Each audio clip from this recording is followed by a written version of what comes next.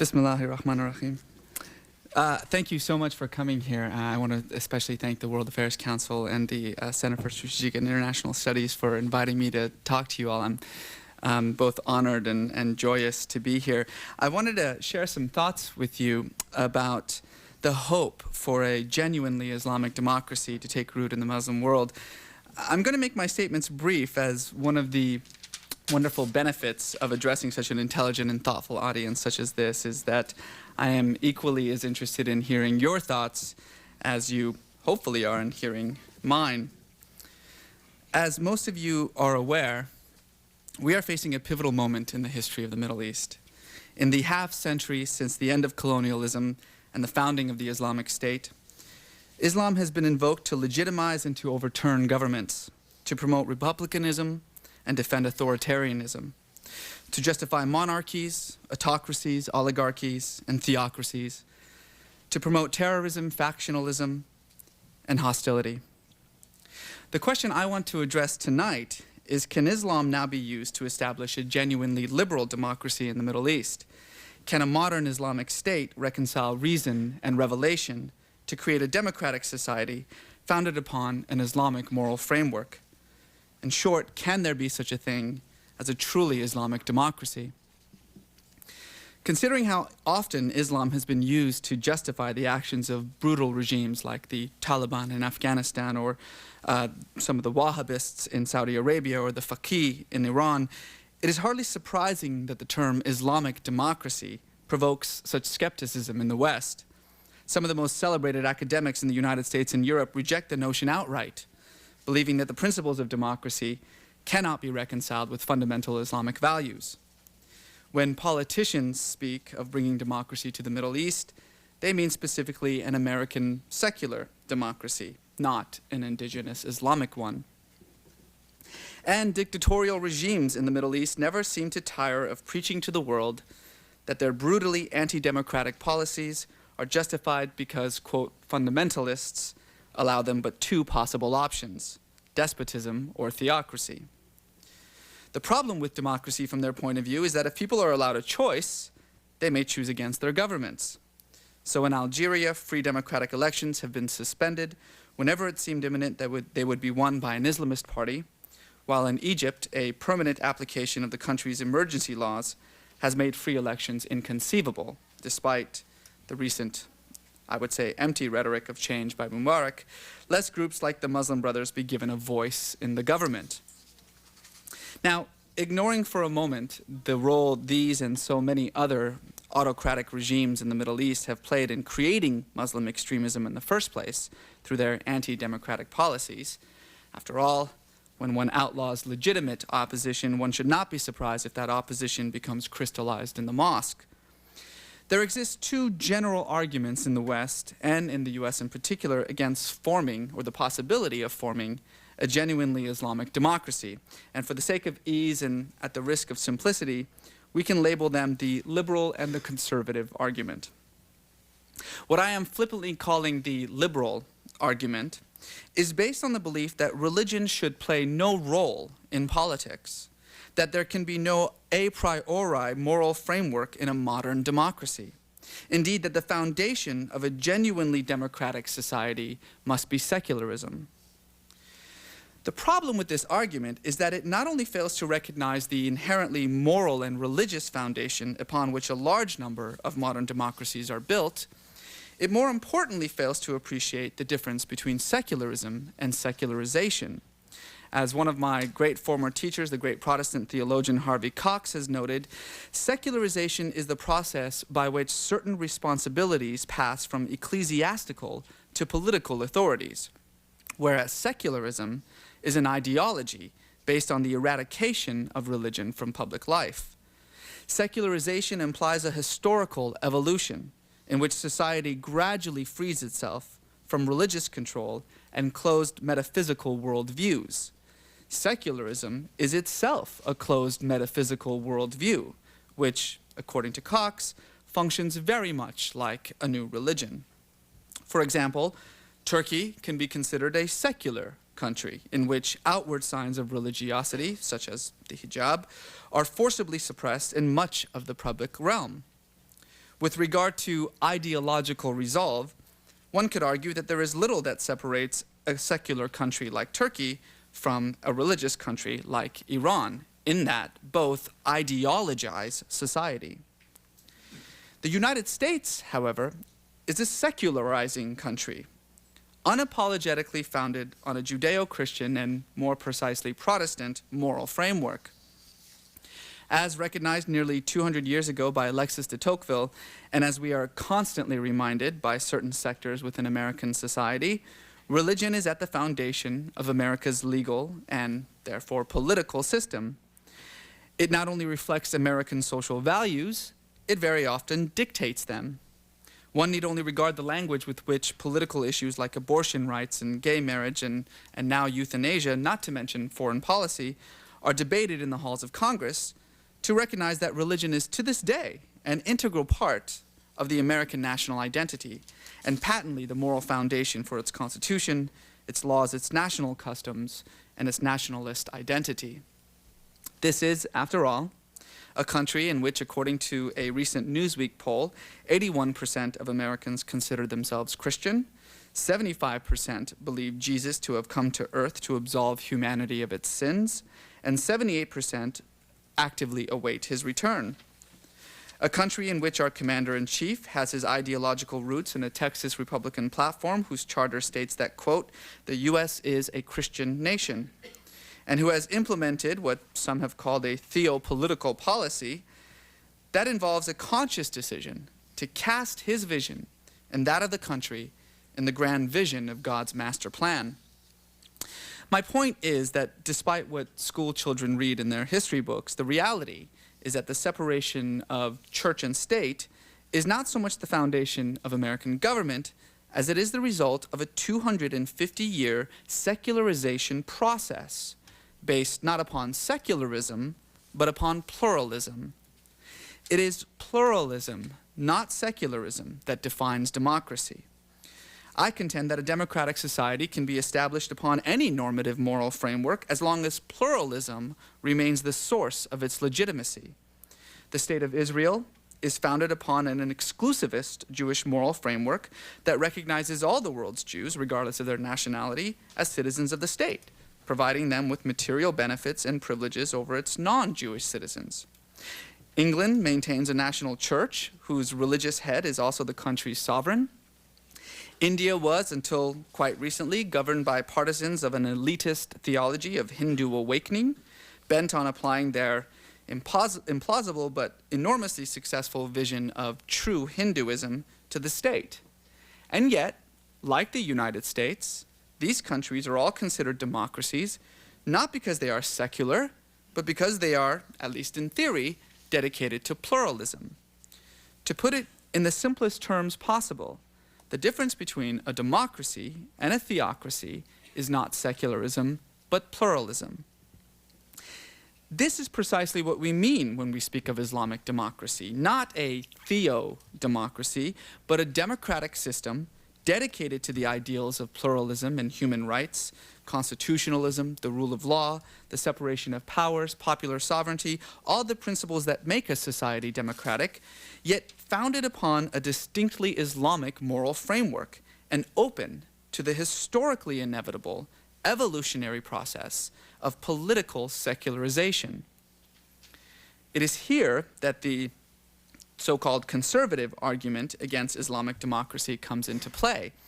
For while most conservatives agree that the foundation of our American government is a religious one, while they maintain that the moral values that gave birth to and formed the unique identity of our country should be emphasized in the political realm, while they insist that not only can religion play a role in politics, but that it must, particularly in a democratic society, their argument is based on an evangelical sense of Christian exceptionalism.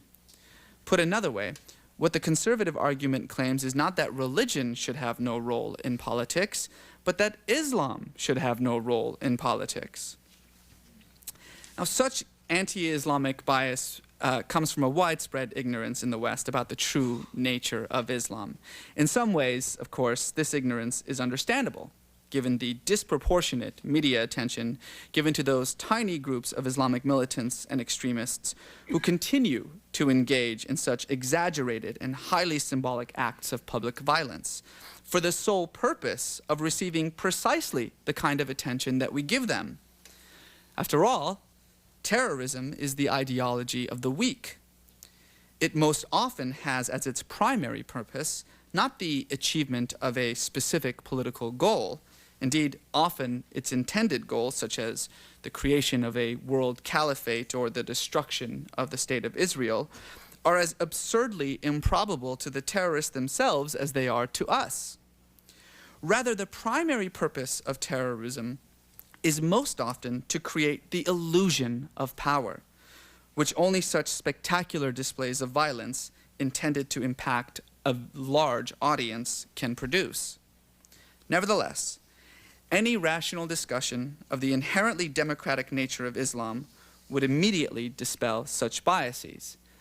Unfortunately, if you want such a discussion, you'll have to read my book, and that is a shameless self-promotion because I do not have time to go through the 1400-year history of Islam. But for now, let us focus ever so briefly on one aspect, the all-important issue of pluralism, particularly religious pluralism.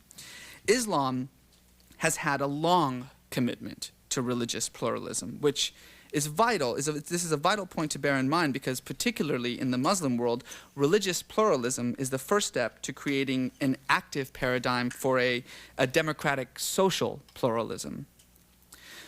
The Prophet Muhammad's recognition of Jews and Christians as protected people, or dhimmi, his belief in a common divine text from which all revealed scriptures are derived, the al-Kitab, and his dream of establishing a single united community encompassing all three faiths of Abraham were startlingly revolutionary ideas in an era in which religion literally created borders between peoples.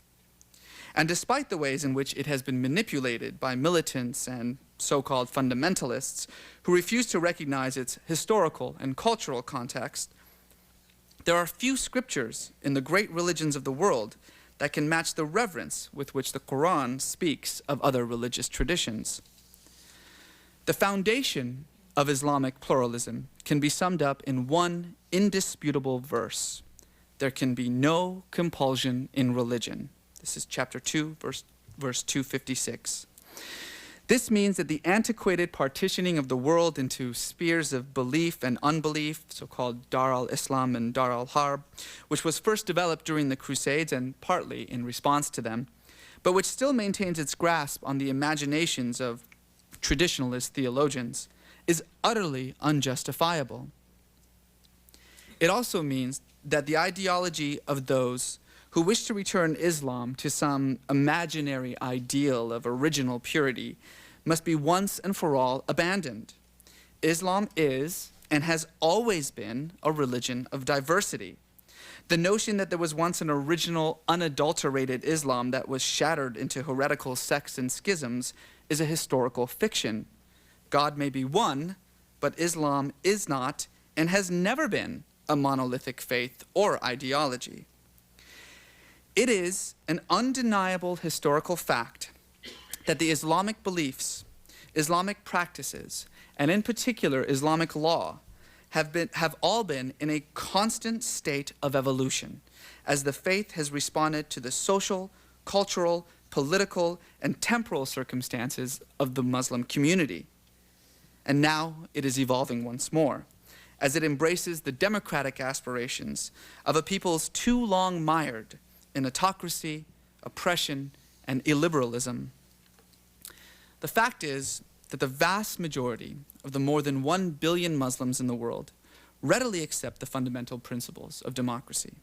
Thanks to the efforts of a number of reformists and modernists, most Muslims have appropriated the language of democracy into Islamic terms, recognizing, for instance, shura as popular representation, ijma as political participation, baya as universal suffrage. Democratic ideals such as constitutionalism, government accountability, pluralism, and human rights are widely accepted throughout the Muslim world. What is not necessarily or always accepted, however, is the distinctly Western notion that religion and the state should be entirely separate. That secularism, as I mentioned before, must be the foundation of a genuinely democratic society. Islam, whether we like it or not, has always been more than merely religion. Islam is a civilization, albeit an infinitely diverse one. It is the dynamic conviction that a person's spiritual and worldly responsibilities are one and the same, that an individual's duty to the community is indistinguishable from his or her duty to God. From the creation of the first Islamic civil order in Medina, Islam has endeavored not merely to prevent vice, but to encourage virtue, not merely to satisfy the needs of the people, but to satisfy the will of God. And since a state can be considered democratic only insofar as it reflects its society, if the society is founded upon a particular set of values, then must not its government be also?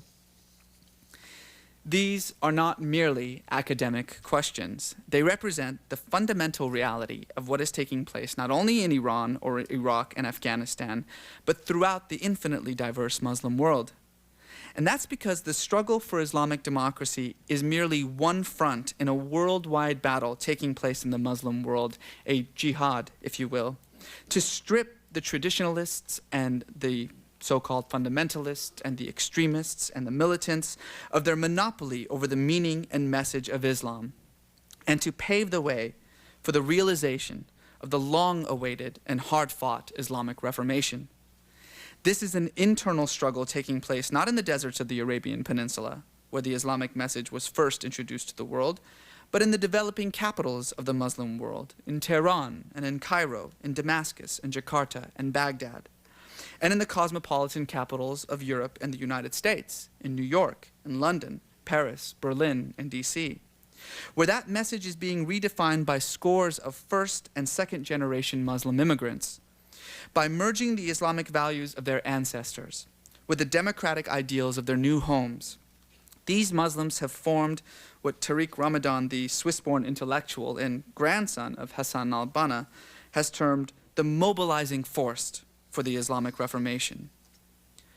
Despite the tragedy of September 11th and the subsequent terrorist attacks against Western targets throughout the world, despite the clash of civilizations mentality that has seized the globe and what I call the clash of monotheism's reality underlying it, despite the blatant religious rhetoric resonating throughout the halls of government, there is one thing that I cannot emphasize enough. What is taking place now in the Muslim world is an internal conflict between Muslims, not an external battle between Islam and the West. The West is merely a bystander, an unwary yet complicit casualty of a rivalry that is raging in Islam over who will decide the future of the faith. All great religions grapple with these issues, some more fiercely than others.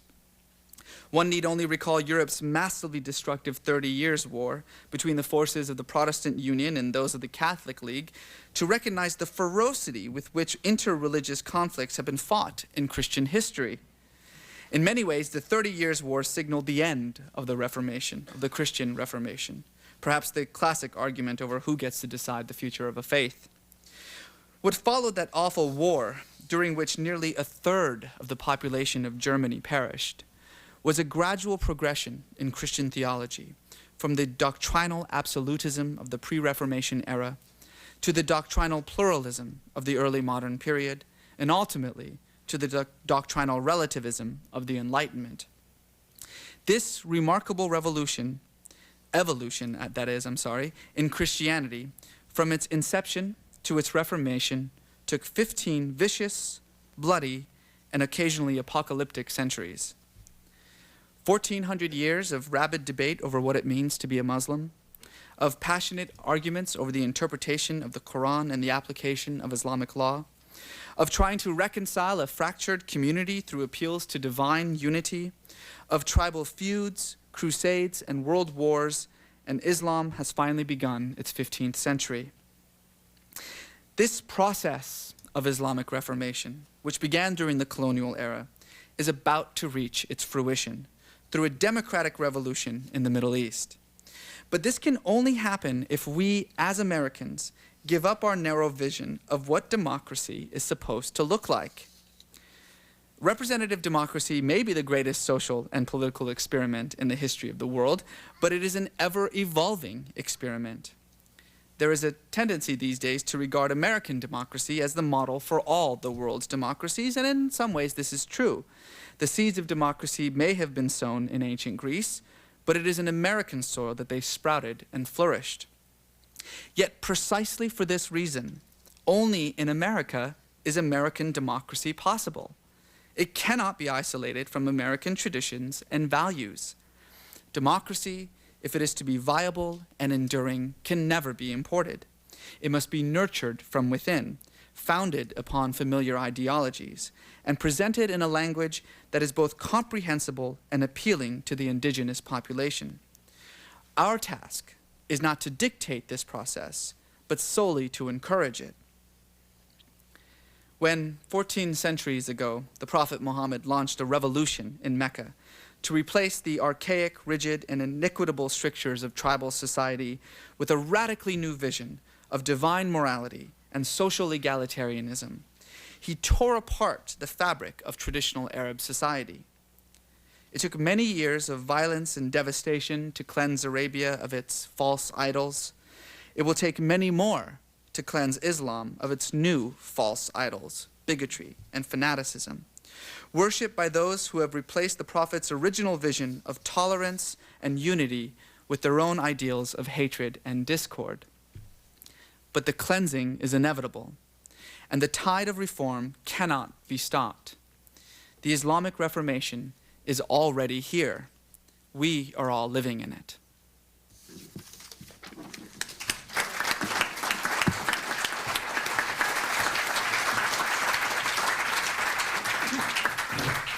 Thank you very much. I hope that has given you a little taste of what awaits you in the back right corner of the room.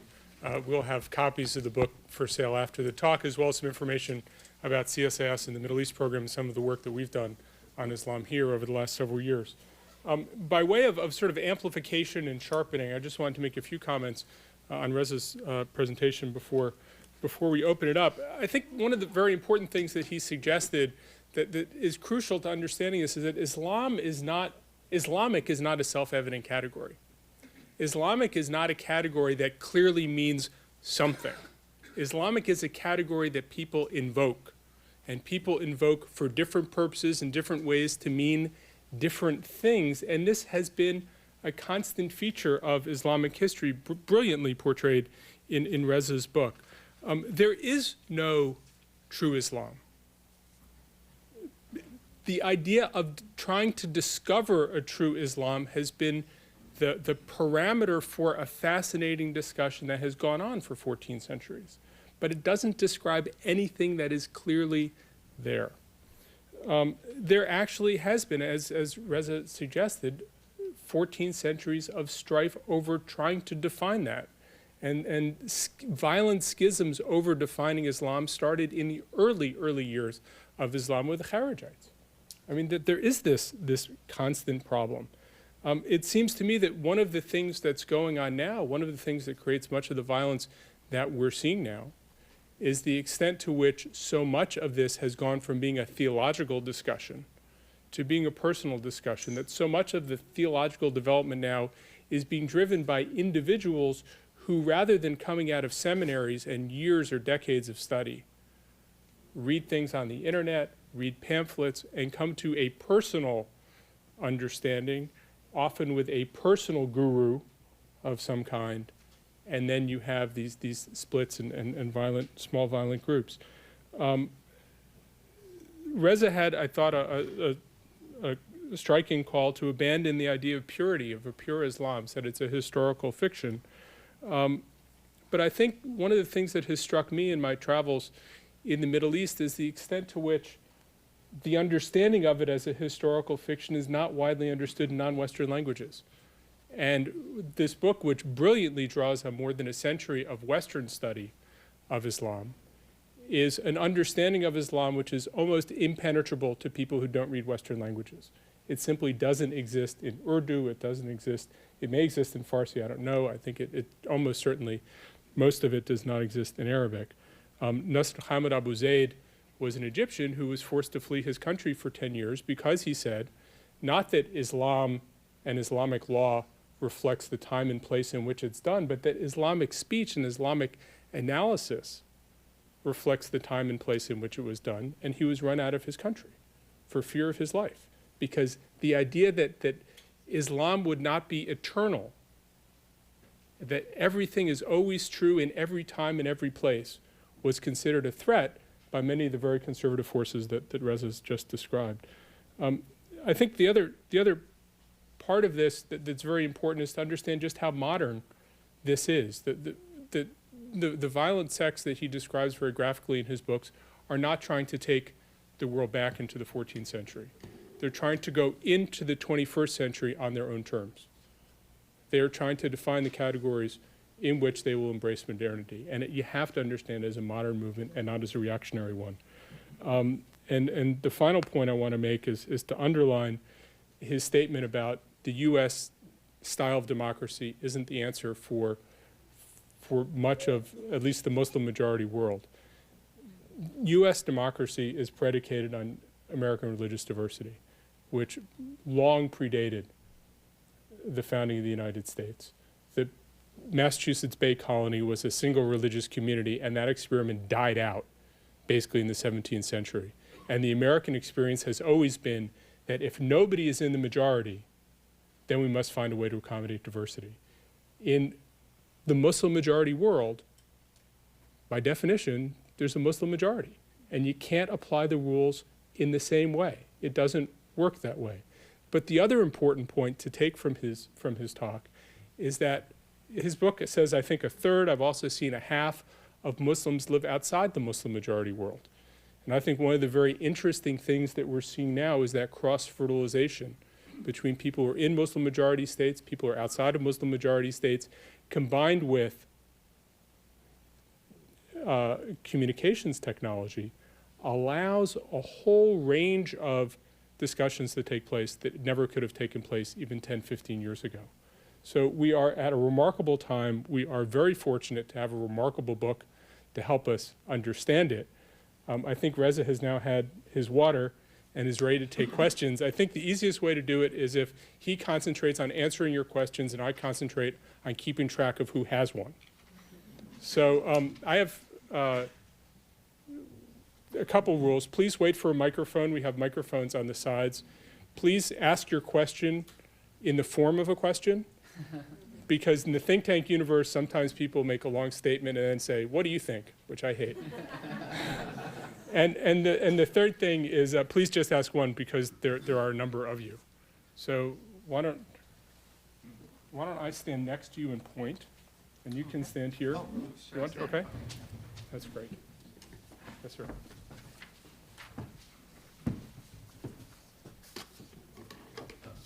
I guess my understanding of what you've said is, to some degree, is that the kind of conflict in the Islam world is possibly groping with the modern world. So my and you've also taught. There's also been some comment that the language in which to understand that within the Islam world is not necessarily common to that world itself. So my question is, what are the mechanisms within the Islam world that will achieve this kind of accommodation? Well, part of that is going to come from, as I had hinted in my speech, the Islamization of these so-called Enlightenment principles that we're talking about here.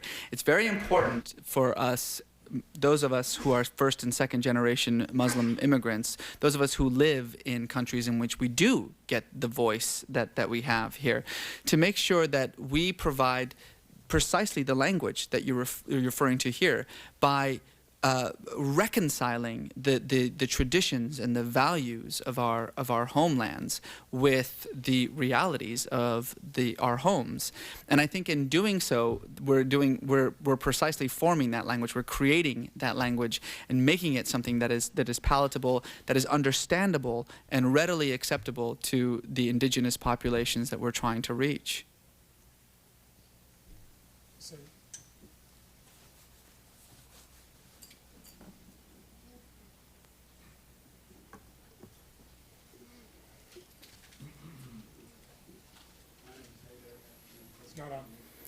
I'm sorry. Oh, yes, thank you.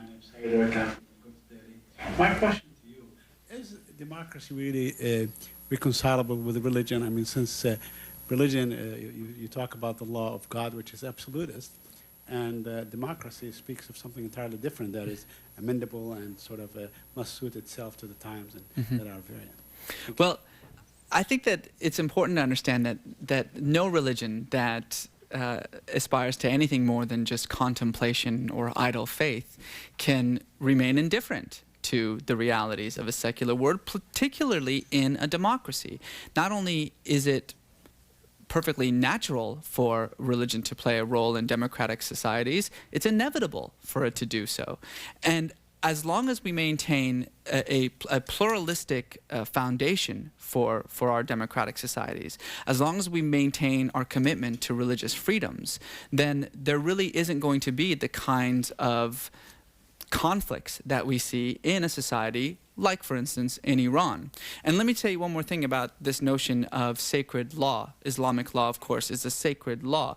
But in that definition alone, I think we understand what the natural limitations of such a law is. The Sharia is a comprehensive code of moral conduct. It is not meant to be a civil code of jurisprudence. It is never meant to be a civil code of jurisprudence. And more importantly, we have to understand that neither is Islamic law a static thing. It is something that has, for the 14 centuries, been in a constant state of evolution. It has constantly been affected by the realities of the historical context in which it has found itself. Nor, for that matter, let me just say one more thing here that I think is important, nor, for that matter, has Islamic law ever been, in any Islamic polity that I can think of up to the modern period, from the time of Muhammad to the modern period, Islamic law has never been the sole source of law in a society. It has always been an important role, it is a source, it has always been a primary source, but Islamic law has always been open to not just Talmudic law and Roman law, but even the social theories, the social principles upon which most societies are built. Only recently, only since the birth of the Islamic State and the end of the colonization period, has there been this attempt to bring together this sacred code of conduct and a civil jurisprudence into one monolithic ideology, and always with disastrous consequences.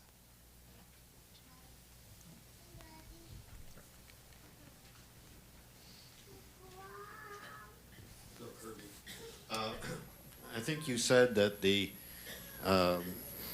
with respect to the Reformation taking place in the Islamic world, the American model of democracy is irrelevant. Would you nevertheless comment on the relationship between the religious Reformation going on and the political presence of the United States in especially the Arab Middle East? We are, in effect, a 600-pound gorilla which has to be accommodated, I'm afraid, and that can cause some interesting developments. That's an excellent question. You know, it would be ludicrous to claim that the U.S. has no role to play in the Reformation that is taking place in the Islamic world, simply because of the fact that we are such an influential superpower, and the fact that we have the responsibility that comes from having this cultural hegemony over the Middle East, over most of the Muslim world for that matter. That said, we also need to realize that that role is limited by the fact that if we push too hard and if we do not allow these movements, particularly these democratic movements, to be truly indigenous movements, they will not last. That's precisely what happened in the colonial period. This process of bringing a a quote civilizing mission to the Middle East was such a disaster, and indeed caused the phenomenon that we now refer to as Islamic fundamentalism, precisely because there was never an attempt to create an indigenous ideology, an indigenous enlightenment in the Muslim world. Instead, civilization was to be dropped from the heavens onto the backward peoples of the Middle East. The same cannot happen with democracy. Democracy cannot just fall from heaven. It must be reared from within. Now, part of this, I think, is taking place in Iraq, and I actually am very heartened about what is taking place there, primarily because I see the Iraqis themselves as having co-opted the American agenda in the region, and taking advantage of this opportunity that has been given to them, whether by proper means or not, is irrelevant at this point of the discussion, and whatever mess was made of Iraq is also irrelevant in this point of the discussion. What we need to see now is that political process succeed, because in many ways, I think the very success of that process, particularly now that it is an indigenous Iraqi process, will become the promised catalyst for democratic reform that we were promised by this administration when they were trying to justify this war in the first place, though in some ways in spite of the actions of the administration. All the way in the back corner.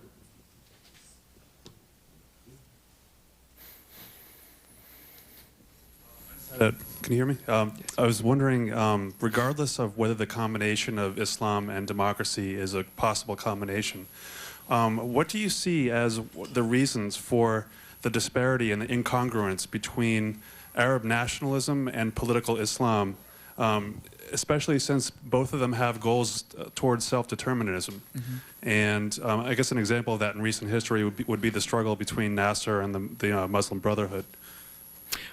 Well, this is, of course, as you just mentioned at the end of your question, a historical struggle to define some sort of national identity, particularly as a result of the fact that most of what we now consider to be the nation states in the Middle East and in Africa, all these post-colonial states, were really haphazardly created by outside forces. And so it is not surprising to see a state like Iraq, that has nothing resembling any kind of national identity, now groping to find one. Is it going to be an Arab identity? Is it going to be a Muslim identity? Is it going to be some sort of ethnic or religious identity? I think that these are not always necessarily mutually exclusive, first of all. That's the important thing to say. I think it's also important, as John had mentioned earlier, to recognize that when we talk about the Muslim world and the Arab world, as we so often do, we have to recognize that Arabs make up a tiny fraction of the world's Muslim population, something like 18%, 19, less than 20% certainly. So some of the nationalistic identities that are trying to come from a pan-Arabist ideology or a pan-Islamist ideology are only going to work in a few areas or a few regions in the Muslim and for that matter in the Arab world. It's hard to say. It's hard to say sort of how to reconcile these two visions. The only thing that I can say is that we need to recognize that because of the fact that democracy must be an indigenous movement, it's going to look different everywhere that it takes root. Democracy in Iraq is not going to look the way democracy in Iran is going to look. It's not going to look the way that democracy in Egypt is going to look. It has to take into consideration not just the traditional values of the people of these individual states, but it also has to take into consideration the nationalist identities and to help actually create that nationalist identity as it's doing in Iraq. Let me just toss Yes, in John, this please. mischievous point. When you really get people taken aside in the Middle East, the people who think about this stuff, one of the models they look to but can't talk about is Israel. Because here you have a religious state and you have religious parties with influence but not control over the system. And for a lot of people, I mean, I've heard this in Iran and other places, that's not a bad place to end up. It's a democracy, You have a role for religious people, it respects religious diversity, you have a religious state, but the religious people influence but don't control that state. That's absolutely correct, John. One of the things that I often get criticized for in certain companies is the fact that I say Israel is the model for the future of Islamic democracy. It's certainly not the perfect model, but it's the model. Good luck selling that argument. Yeah. Yes, sir. Very good.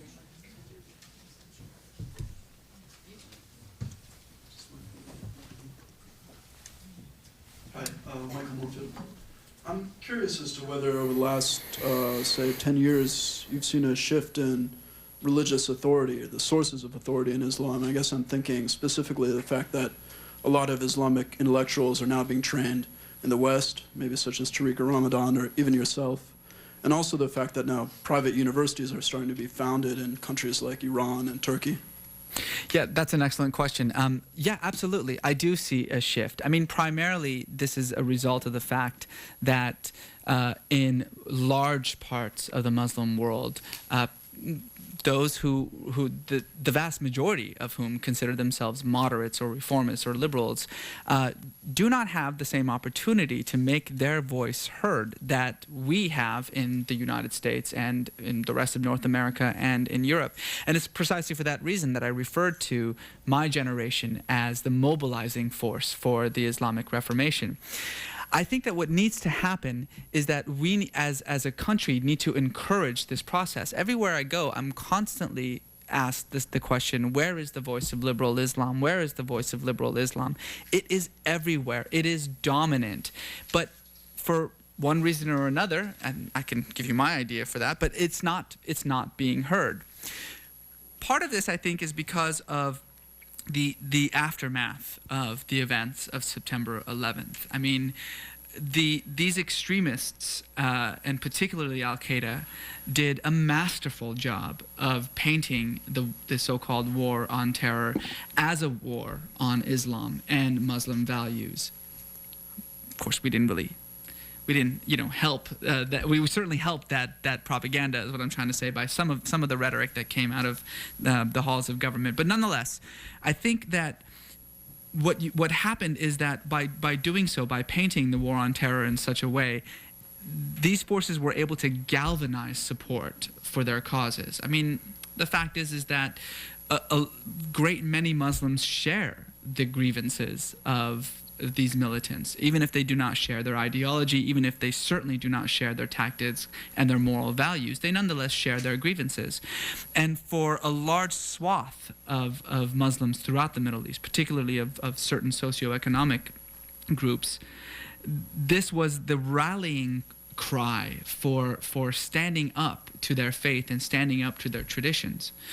That said, I now see the pendulum swinging the other way once again. Now that we are some 4 years removed from those tragic events, and now that a sense of contemplation has fallen not just upon us in the United States, but also upon the peoples of the Muslim world. Now that we have some distance, I think you're seeing more and more of the moderates and the reformers, who so vastly outnumber the extremists, who are now finally saying, enough is enough. We are not going to be cowed into silence any longer, and we are going to stand up and say, this is not our Islam.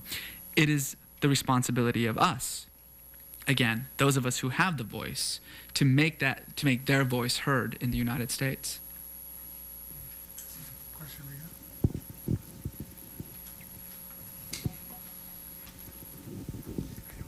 Thank you.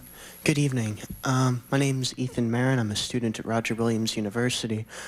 Sir, you mentioned Turkey as an example of the sort of Muslim majority secular state that isn't the future of democracy in the Muslim world. And I was a little surprised to hear this because a couple of years ago, as you know, the Justice and Development Party under Mr. Erdogan came into power, and it is, by all accounts, a moderate but Islamist political party that does believe that Islam has a role in government. And I was wondering, do you still see Turkey as a purely secular state, or do you think it's moving more towards the sort of model you've talked about tonight? or more broadly, how do you think Turkey applies as a model for where democracy should be going elsewhere in the Muslim world? Thank you, Ethan. Thank you. That's a great question. Actually, what I said about Turkey is that it represents what we would consider a secular country, a secular democracy, in which there is a concerted attempt to remove symbols of religiosity from most of the public realm. Of course, as you just mentioned, there is a transformation taking place in Turkey, and part of that is because of the fact that these so-called Islamist parties, these Islamist factions, are finally being given a voice. And I think most of Turkish society is recognizing. Well, I mean, the truth is that they knew this all along. I mean, it was primarily the Turkish military that refused to allow this to take place. But most of Turkish society is recognizing that that is not necessarily the only way to maintain a democratic society. And as you mentioned, this is perfectly what's happening now. I think what Turkey represents in a way, in a very strange way, is that same kind of model of Islamic democracy that I was talking about, but from the opposite end, from the end of secularism moderating into a position in which Islam and religiosity in general has a more dominant role, a more genuine role within society and politics, as opposed to a country like, for instance, in Iran, which is a country in which secularism is starting to have a more dominant role and more genuine role in politics and society. Somewhere in the middle is where we should be. The woman in the next to back row.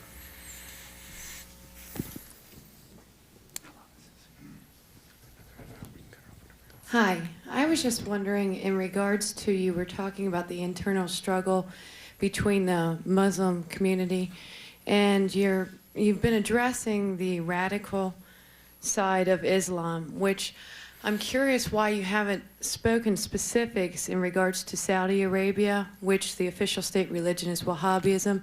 That is the financial and ideological backbone to terrorism, which a lot of people aren't aware of, how radical and how they're financing to spread that internationally and here within the United States. And I think until we address that to the international community, it's going to continue to be a detriment to Islam as a religion, which means salam, peace, and to the international security abroad. So I'm just curious as to why you haven't addressed Wahhabism. Thank you. I actually go through great lengths in my book to talk about not just Wahhabism, the foundations of it and the development of it, but also what I refer to as the Wahhabization of Islam. This is, you're right, I mean, this is something that we need to be concerned about in many ways, because this kind of what I in the speech referred to as Puritan Islam, a puritanical vision of Islam, is becoming enormously popular, not just throughout the Middle East, but also in Europe and the United States, because of the fact that it is being so heavily funded by the Saudi regime. I think most of the mosques in Europe and a great many of the mosques in the United States, as well as the Islamic colleges, the Islamic high schools, the Islamic secondary schools, are funded by the Saudi regime, and as a result have a ideology that is very much in line with this Puritan sect, what is so often referred to as fundamentalism. And I'm going to continue using the term Islamic fundamentalism, although the term makes very little sense for a number of religious reasons, but it's become common practice. So, I'm going to, those of you who are gritting your teeth every time I say fundamentalism, I know that I'm not supposed to be saying that, but I'm going to keep saying it. Anyway, the final thing that I wanted to say is this part of this has to come from this administration. I think it's wonderful that the president has decided that his goal now is going to be the spread of freedom and liberty across the world. Who's got a problem with that? Does anybody here hate freedom and liberty? No, of course not.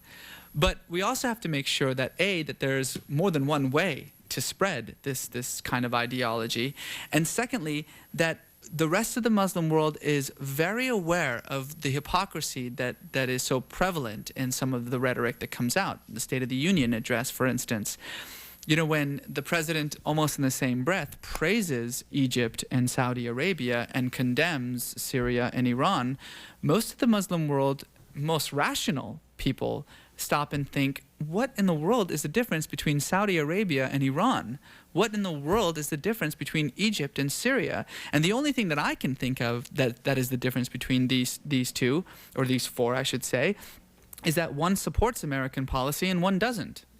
That can't be our overwhelming sort of requirement for who we think is a democratic state and who isn't.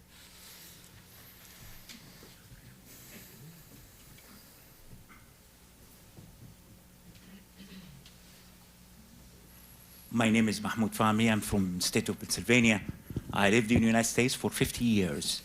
Reza, I would like to tell you that thank you very much. If you allow me, John, to make some kind of a comment, thank you. You have raised a lot of good points in this kind of a short discourse which you gave. The point is that, which is troubling me, and I would like to ask you this question. I know very well that all religions have lived into their ghettos. When I was growing up in Egypt, I thought that every wall, every place is a Muslim. Everyone should be a Muslim. When I came to the United States here, I found that here at the mosque, the church, the synagogue, and the temple, Buddhist and Hindu, side by side in this case. For this kind of reason, I would like to say, it is not going to be a reformation of Islam, it's going to be a transformation of Islam. Not in Cairo or Damascus or Mecca or Riyadh or Tehran. It's going to be here in the United States and in the Western world. What is troubling me is that the people who came from the Muslim world, and right now is in Holland and England and France, these people have not really have seen this kind of a pluralism which is into the Western world as we see it as called, quote unquote, liberal or modern Muslims are. How can we really change this kind of generation to let them to understand that there will be a transformation of Islam and they are going to be the conduit for this kind of a transformation? Thank you very much. Shukran jazeelan, ya Sidi. First of all, I couldn't say what you said better myself. That was very lovely. Thank you very much for that wonderful comment. Two things. On a more general level, I think it's important to realize that these kinds of reactions to secularism, to modernization, are prevalent in all religious traditions. I mean, what we refer to here as evangelicalism was a movement founded in the 1920s, primarily as a response to the rapid secularization and modernization of American society, and as John so eloquently said, as a way of defining what the modern world is going to look like, at least for this particular group. So we shouldn't be surprised if we see this same kind of reaction amongst Muslims, not just in the Muslim world, but also in Europe, also in the United States. It's a natural and inevitable reaction, is what I'm trying to say. What we can do to actually fight it, and what we can do to help reconcile the realities of the modern world with traditional Islamic values and beliefs, is first of all to have those Muslims, Muslims in Europe and those Muslims in the United States who have the ability to create this kind of bridge, encourage them to do so, and give them the tools necessary, the education, the voice necessary in order to reach out to their brothers and sisters in a language in which they themselves can understand. But also I think we have a responsibility to encourage this kind of reform, to encourage these voices to make themselves heard by pouring money into the institutions of Muslim reform, by providing scholarships and fellowships for the study of Islam, the study of American politics, the study of European traditions. Here's what I propose right now. Let's bring 500 Egyptian high school students every year to the United States to study here. Let's bring 1,000 Iraqis every year to the United States and give them one-year fellowships to Harvard and Princeton and Yale and Georgetown, and then let's send them back and let them understand what it is that we are referring to when we talk about these freedoms and these liberties, that these are not just American terms, that they are universal terms, and that they are as prevalent in the widely diverse Islamic culture as they are in the widely diverse Christian culture that we live in. Just a couple more. Why don't we take two more questions? Sir over here, and then the woman on the end, and then we'll wrap up and go right into book buying mode. So, right, sir.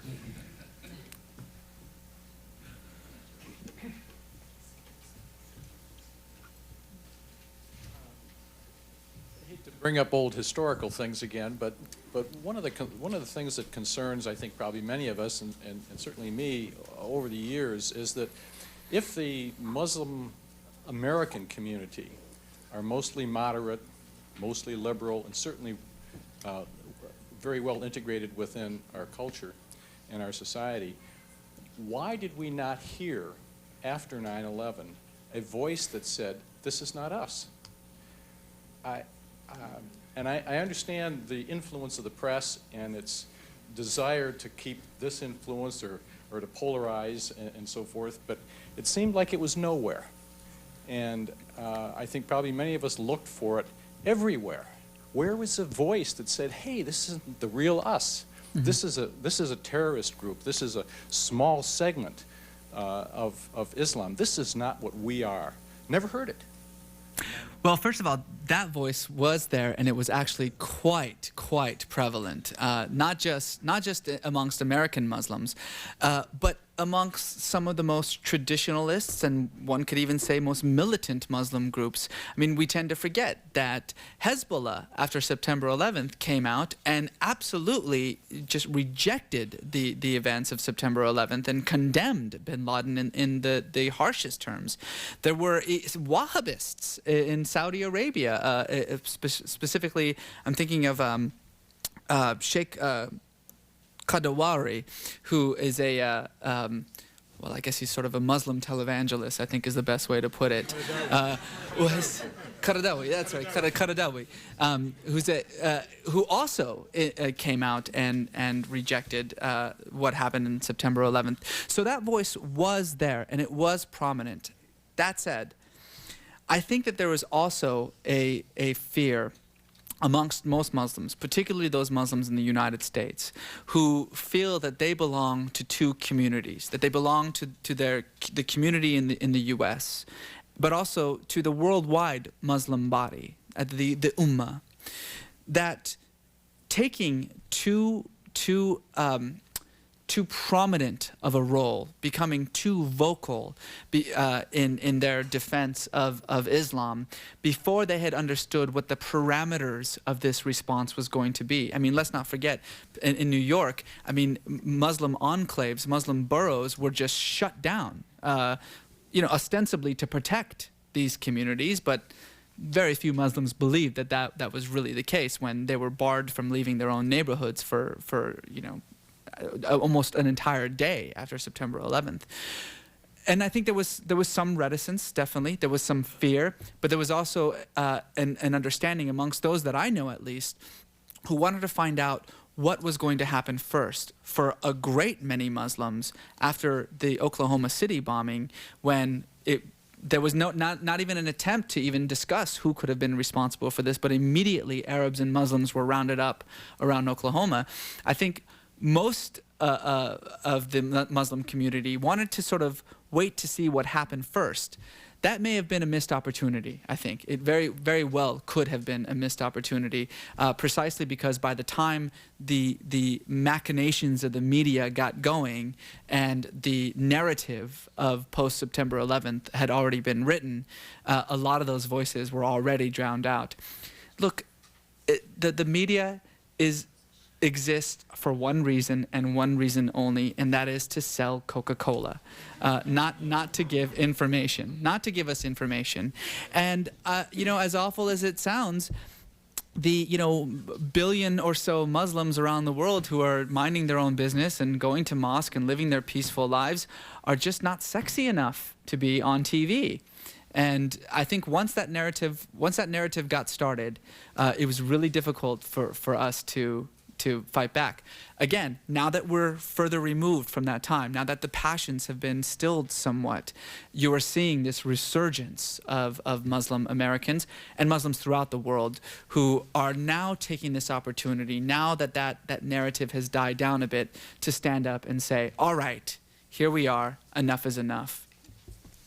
I think there was one more. And the last question right over here.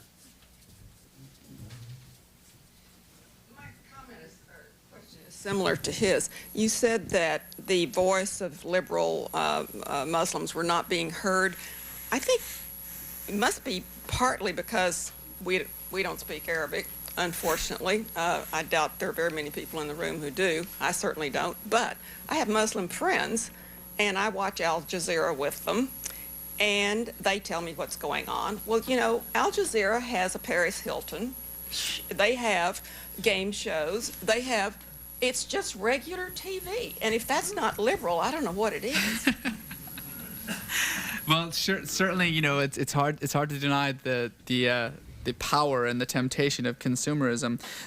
I'll just make one very brief example. Until very recently, the Treasury laws forbade the translation, the dissemination, and the editing of works by a number of Muslim countries, including Iran and Sudan and some other countries in which we had sanctions against, from appearing in the United States. And so there was this incredibly awkward moment a few months ago in which the recent Nobel Peace Prize winner Shireen Ebadi, a human rights worker in Iran, wanted to publish her memoirs, but was forbidden from doing so by the Iranian censors because of the fact that she has been and continues to be an ideological enemy of the clerical regime. So she thought, well, after all, I'm a Nobel Peace Prize winner. I'll just publish this in the US. And she was sanctioned from doing so here as well. And it took 6 months of legal wrangling and lawsuits not by Muslims, not by Ebadi herself, but by like the Penn Faulkner Society, by those American writers and scholars who sued the government to say that this kind of rule has to be lifted. And it finally was. It was finally eased, and now it's far more easy for this to happen. But when we say, where's the voice of liberal Islam, and then we put a big stamp on it when it comes out, I mean, what's more liberal than the Peace Prize winner, you know, from Iran?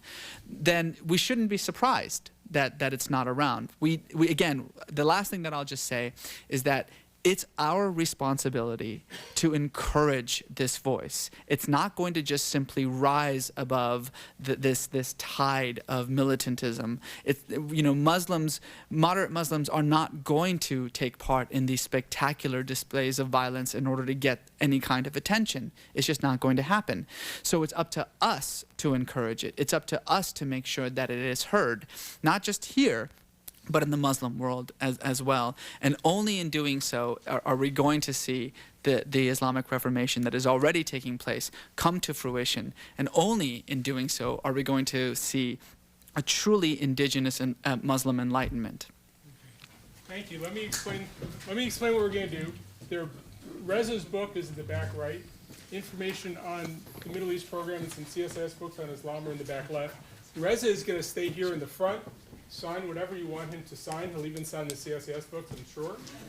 And I want to thank you all for coming. I want you all to join me in thanking Reza for wonderful business. My pleasure. Thank you so much for having me.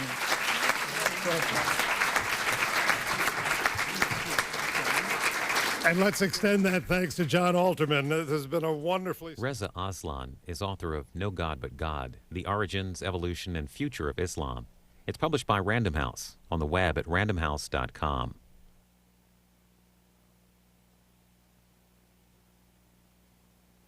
This weekend on Book TV, 2 views on American influence in the world. Sunday at 1 p.m.